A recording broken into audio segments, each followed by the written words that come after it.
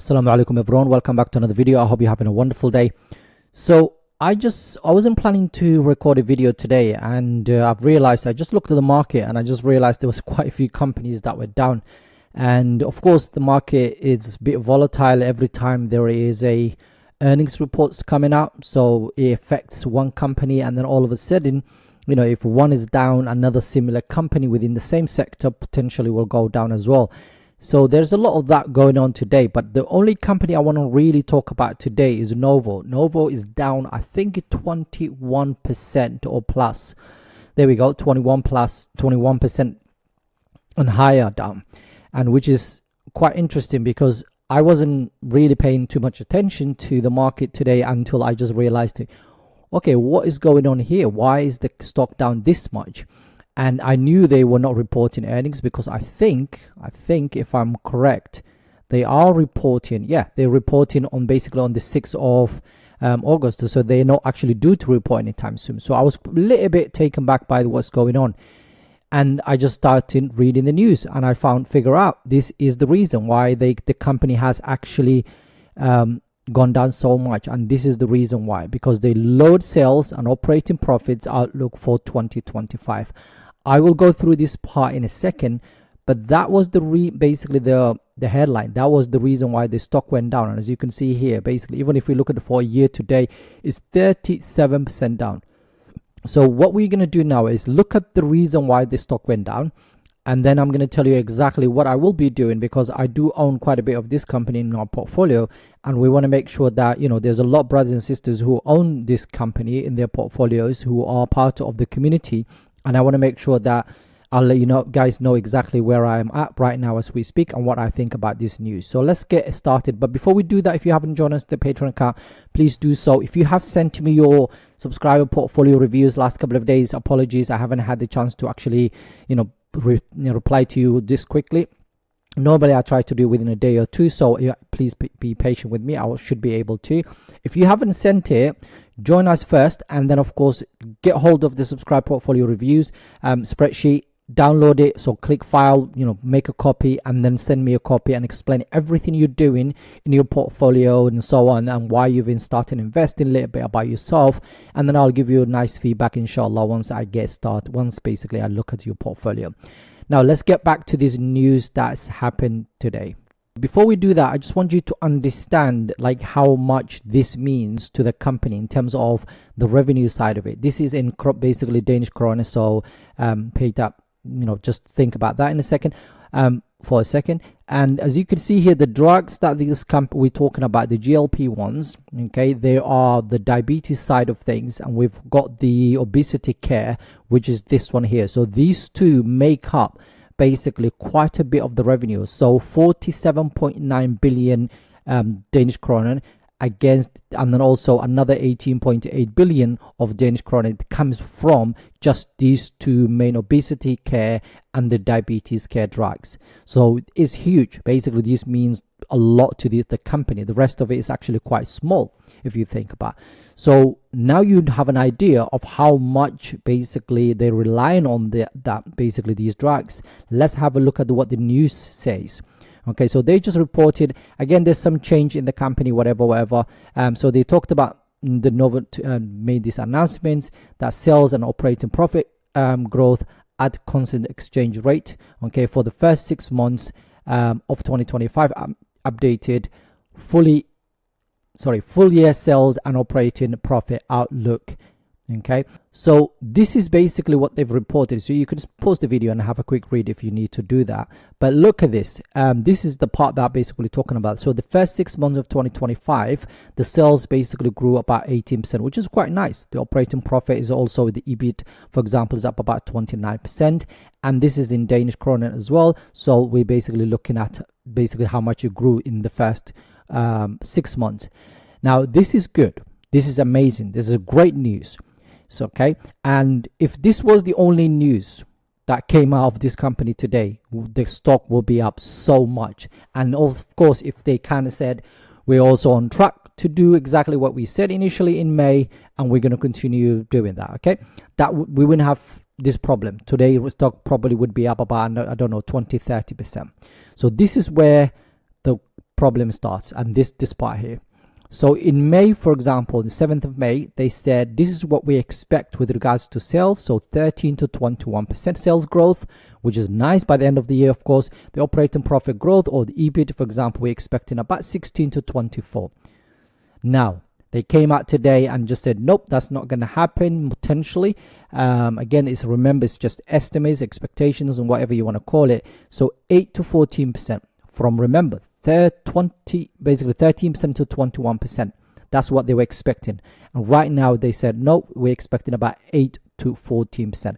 Now, majority of the companies out there, if they came out and said, we're expecting 8 to 14%, especially mature growth companies, like mature, companies that have been around for quite some time, this will be amazing news. That will be really, really good news, because we're talking about, mid-single digit, double digits, which is quite nice.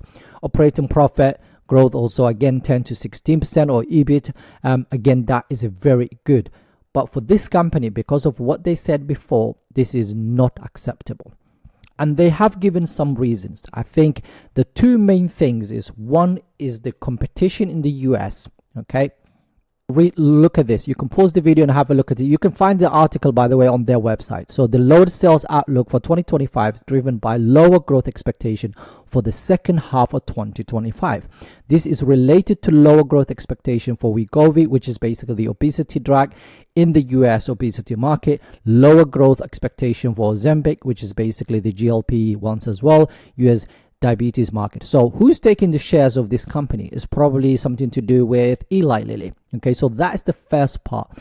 Now, having said that, this company still has, I think, the diabetes side of things, I think it's like 70 something percent the overall market. So they are controlling that market. It's still the market leader when it comes to that. But of course, they're losing market share to companies like Eli Lilly right now. The second, and this is the big one, this is the one that the company has talked about. By the way, the same thing, more or less the same for Wegovy as well. The sales outlook reflects the persistent US of compounded. I'll explain what this means in a second. Slower than expected market expansion and the big sort of competition. So they've talked about it. But, of course, there's a bit of a competition out there, and that's quite healthy. That's not a big deal. Okay, but that doesn't mean company is going to completely collapse tomorrow, in my opinion, anyway. So don't if I lose my money, I lose my money. But I'm telling you that that's basically, in my opinion, I don't think that's what's going to happen. So this is the part where the company runs into some sort of a problem. So the compounded GLP ones is basically where a customer will go to a pharmacy, for example, and they might be given lower dose of the drug, for example, and or maybe tailored for that specific human being, and they might add other things to it. So they've sort of like it's a combination, if you like, of maybe different drugs and so on. And look at this, what it says: despite the expiry of the FDA grace period of mass compounding in basically 2022 and 2025, Novo Nordisk market research shows that unsafe, unlawful mass compounding has continued. Okay, remember what's happened with Hims and Hers, for example, recently. That's basically what they're talking about. And that multiple entities continue to market and sell, okay, compounded GLP-1s under the false guidance of personalization. Novo Nordisk is basically pursuing multiple strategies, including litigation, to protect patients from knockoff, okay, semaglutide drugs, which is very interesting. So they're trying to protect, of course, their product and try to basically protect their customers. So basically, deeply concerned, basically, that without the aggressive intervention by the federal and the state regulatories and law enforcement, patients will continue to be exposed to significant risk posed by a knockoff semaglutide drugs made with the illicit or inauthentic foreign active pharmaceutical ingredients.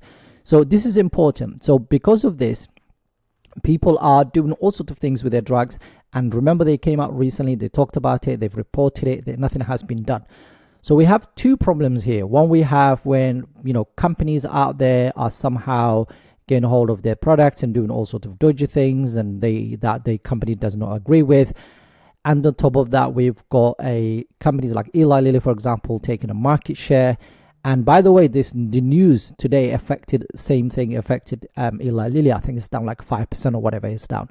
So the same thing has happened as well with this one as well. So in all, they'll do everything they can. And if you see that bit I've highlighted, it says Novo will continue to invest in the expansion of direct to patient initiatives such as Novo Care, which is basically what they do, that they sell it straight away to the patient rather than basically a middleman that's doing all sorts of dodgy things with their drugs. So we will see. The company is basically trying to do everything they can to protect their own drugs and so on, to protect the patients and so on, all the patients out there.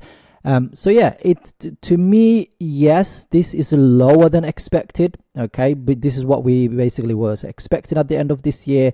But that doesn't mean, you know, the company is completely collapsing or whatever. That's still, you know, high double digits, basically mid to whatever. Okay, so I don't think anything is wrong with this. And in fact, that has given us a massive opportunity to buy. What I'm going to do now is just to kind of look at some of the financials to see if this company is actually generally a decent company overall. Okay, and if we start with things like the financials and you look at the revenue, for example, over the last whatever years, if the company made $43 billion against basically the only cost of that revenue being about $7,000 and gross profit of $37 billion, which is absolutely huge. They spend a lot of money, of course, research on drugs and things like that. And then that net income, which is very important to all of us, okay, that net income about $15 billion. So now that EPS is also growing the rate, basically heading the right direction, which is basically what you want to see in the companies that you own. If we look at things like, for example, if we go on here and just look at the company, it's a 311 billion market cap. So you got 99% in dividend safety, almost 3% right now, and it seems undervalued and is growing that dividend massively. But remember, it's a AA credit rating stock. So if we go down, like things like the payout ratio being very low, the latest increase being massive, 22% last 5 years in terms of growth wise, 28 years of increasing that dividend. If they were in the S&P 500, they will be actually dividend aristocrat, but they're not. And that's what you will get. Now, in terms of undervaluation, as you can see here, normally we said anything that's inside this blue line is actually fairly valued and so on. Above that is overvalued. So this company has been overvalued for quite some time, but look at where it is right now. It's very much undervalued according to this. And look at the 5-year average in terms of the PE side of things. Okay, sorry, dividend yield side of things. 1.4 was the average for the last 5 years. Right now we're heading about 3%. That's double basically than where it used to be. Okay, then 5-year average for the PE side of things has been 30. Right now we're looking at about 13, and probably it's like going to go down lower because the sentence has now changed. Now look at this earnings per share, which I've already shown you. Look at how that's growing. Look at the free cash flow per share. By the way, this might be their own. Let's go back here. Yeah, this was in USD. Okay, so if we look at down, I'm just wanted to check. So this is in USD. So this is probably the kroner, I think that might be. Anyway, but you can see the graphs, don't lie. You can see they're heading the right direction. Free cash flow is heading the right direction. Things like shares outstanding is declining. Total sales heading the right direction. Oh yeah, that's definitely kroner. They shouldn't put that sign in front of it. Return on equity, we can see basically 88%. Return on invested capital, 44%. So despite now, this is slightly declining because as you can see, the management's done a great job to basically taking advantage of what the company as producing the fact that they were the market leader over the last whatever years, but that's slightly changing now. Operating margins 48%, free cash flow margin of 25%, and when it comes to debt levels is almost non-existent. Now we want to check out, despite this what's happening today, I want to check out if the valuation of this company, okay, one more thing, okay, if you can see the last 5 years, you can see that 20% when it comes to the non-GAAP. For example, if you use GAAP, basically we're looking at, what are we looking at, about 20 in comparison to where it used to be. The forward PE being let me have a look at the forward PE right now, about basically 16 as we speak. Now if we look at the Wall Street, let's see what Wall Street is saying. We've got strong buys 5, 1 buy, 3 holds and 1 sell and 1 strong sell, and it's very much cheap right now. As you can see, 60% upside from where we are almost. And now the other thing I want to do is look at the Morningstar valuation. So if we look at, for example, let's go and look at TipRank first, or let's go to Refinitiv first. That's about 50% upside from where we are, about 80%.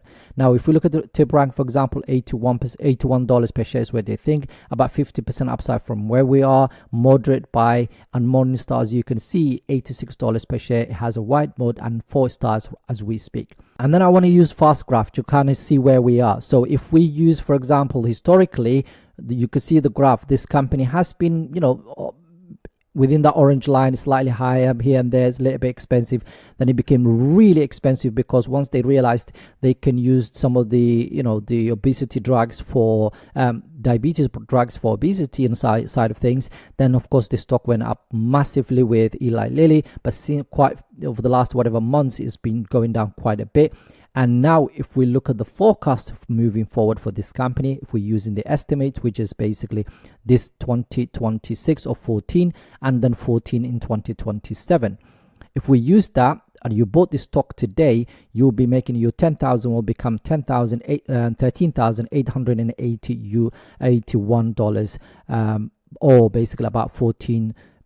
You'll be making 14% per year. Now, if we use the normal multiple for this company, which is about that 30 PE, 31 PE, you will be making $25,000 of that 10,000 basically you invested initially, which is absolutely amazing. That's 150% basically total rate of return in the next 2 years, which is absolutely massive.